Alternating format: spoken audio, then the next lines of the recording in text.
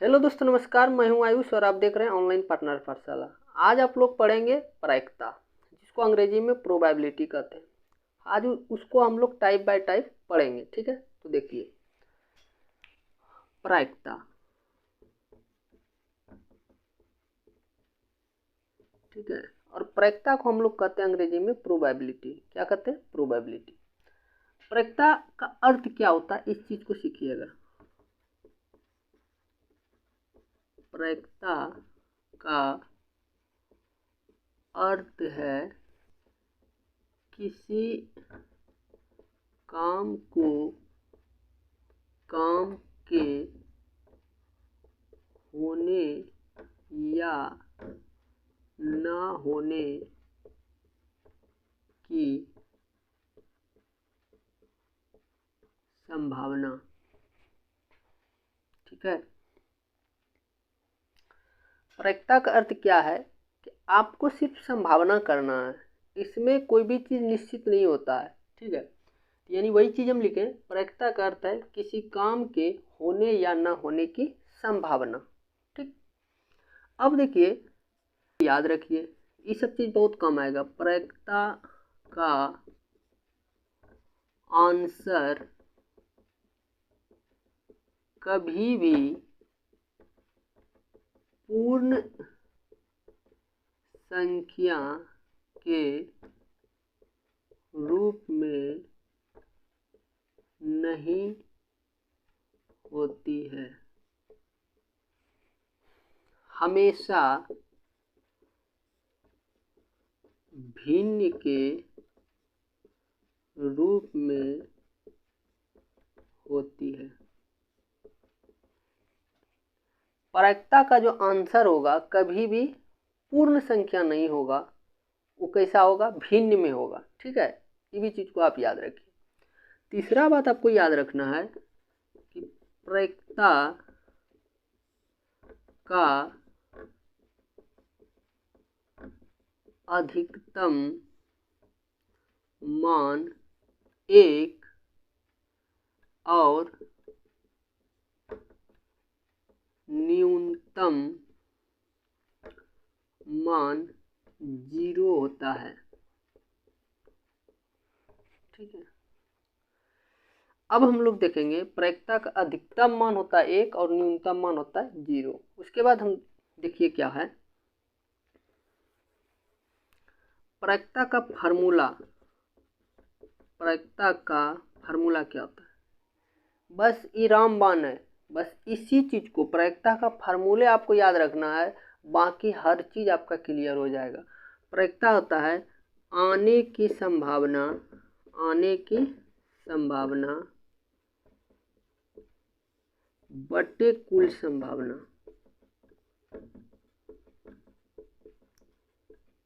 बस यही रामबाण है आपका, 100% क्लियर हो जाएगा यदि इस चीज को खाली आपको पकड़ना है। यानी कितना घटना घट रहा है और कुल कितना घटना है, ठीक है। ये चीज को पकड़ना है। हम लोग इसमें 5 टाइप पढ़ेंगे। देखिए, टाइप 1 में हम लोग पढ़ेंगे फैक्टोरियल,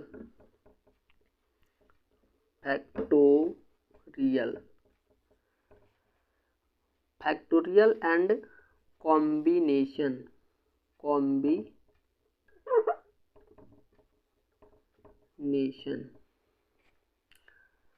फैक्टोरियल और कॉम्बी, ठीक है। क्या पढ़ेंगे? टाइप 1 में पढ़ेंगे फैक्टोरियल और कॉम्बिनेशन। टाइप 2 में हम लोग पढ़ेंगे, इसका कॉन्सेप्ट भी आपको देंगे टाइप बाय टाइप, और सवाल भी देंगे जो कि आपके बुक से ही होगा, ठीक है। यानी कोई भी बुक आप पढ़ लीजिए, आपको मिलेगा। वह 9 का बुक हो, 10 का बुक हो, और अदर कोई कॉम्पिटिटिव का बुक हो, तो हर में ही काम आएगा। इतना ही इसका कॉन्सेप्ट होता है, ठीक है। इसका कॉन्सेप्ट, इससे ज़्यादा कि इसका कोई कॉन्सेप्ट होता ही नहीं है। ध्यान में ही रख के पढ़ना है। टाइप 2 में हम लोग पढ़ेंगे सिक्का से संबंधित प्रश्न, संबंधित प्रश्न, इस चीज को देखेंगे। टाइप 2 में, ये 2 है भाई। टाइप 3 में हम लोग पढ़ेंगे पासा से संबंधित। भाषा से संबंधित प्रश्न के बारे में, एकदम टाइप बाय टाइप, ताकि आपको बोझ नहीं लगे। टाइप 4 में हम लोग पढ़ेंगे ताश, ताश समझ रहे हैं, जिसको पत्ती कहते हैं, ताश से संबंधित प्रश्न।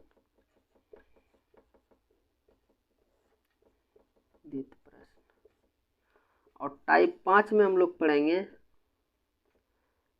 रंगीन गेंद के, रंगीन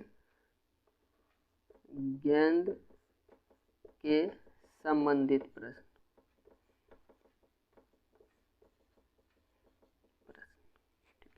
तो हम सबसे पहले टाइप 1 को देख लेते हैं, ठीक है, यानी फैक्टोरियल और कॉम्बिनेशन क्या होता है। अब देखिए, फैक्टोरियल का हिंदी आपको जानना कोई ज़रूरत नहीं, इसको फैक्टोरियल को फैक्टोरियल में रखिए, हिंदी में इसको समझ में नहीं आएगा, ठीक है। और कॉम्बिनेशन का हिंदी आप जान सकते हैं, क्योंकि आपके बुक में है, संचय इसका होता है, और संचय का मतलब होता है छांटना। किसी चीज़ को आपको छांटना हो, अलग करना हो ग्रुप से, तो उसका नाम है कॉम्बिनेशन, ठीक है।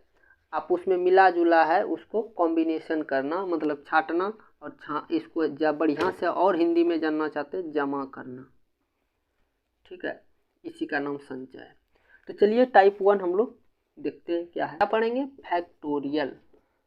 फैक्टोरियल, फैक्टोरियल में देखिए क्या हुआ है, इस चीज़ को आप 9 क्लास में हुआ, जैसे ई लिख दिया जाए, एन जो डॉट दिख रहा है आपको, ये जो दिख रहा है फुल स्टॉप, ये फुल स्टॉप नहीं है, ये आपका फैक्टोरियल का चिन्ह है, एन फैक्टोरियल, या इसी चीज़ को हम ऐसे एन फैक्टोरियल ऐसे भी लिख सकते हैं।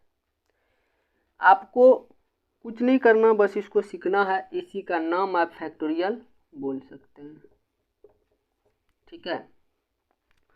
उसके बाद एन डैश रहे तो इसको कहते क्या है, एन कर्मानुगत, एन कर्मानुगत प्राकृत संख्या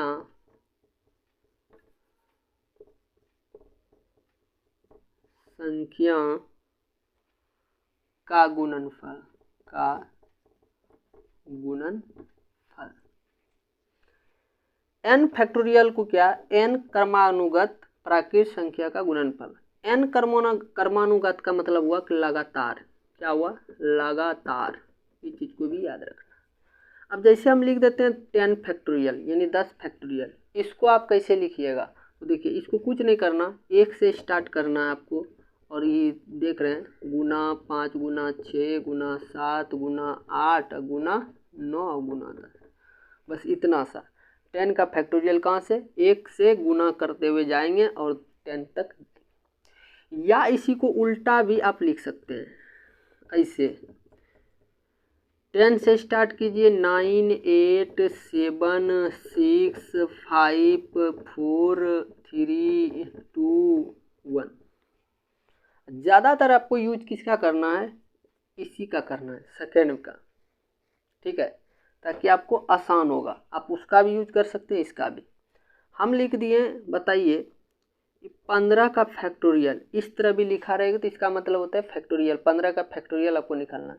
तो 15 का फैक्टोरियल हम कैसे निकालेंगे, 15 गुना 14 गुना 13 गुना 12 गुना 11 गुना 10 गुना 9 गुना 8 गुना 7 गुना 6 गुना 5 गुना 4 गुना 3 गुना 2 गुना 1, इसका ई फैक्टोरियल हुआ, ठीक है।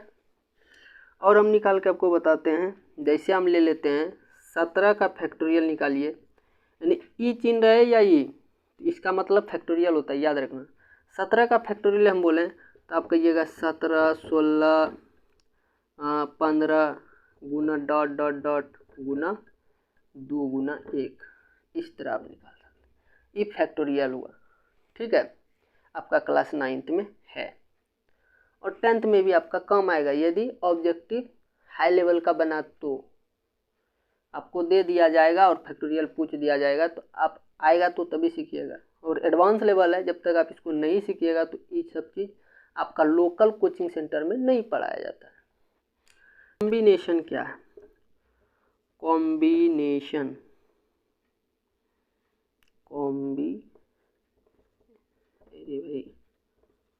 कॉम्बिनेशन, इसको हिंदी में संचय आप बोल सकते हैं। संचय का मतलब होता है जमा करना या इसको छांट के हटा देना। कॉम्बिनेशन का क्या फार्मूला होता है? कॉम्बिनेशन का फार्मूला होता है NCR, ठीक है। NC, देखिए यहाँ पे क्या NCR, इसका फार्मूला होता है N factorial R factorial into R,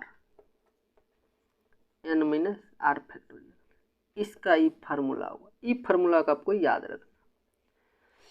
combination का फार्मूला हुआ NCR बराबर N फैक्टोरियल ऊपर में R factorial into N minus R factorial, ठीक है।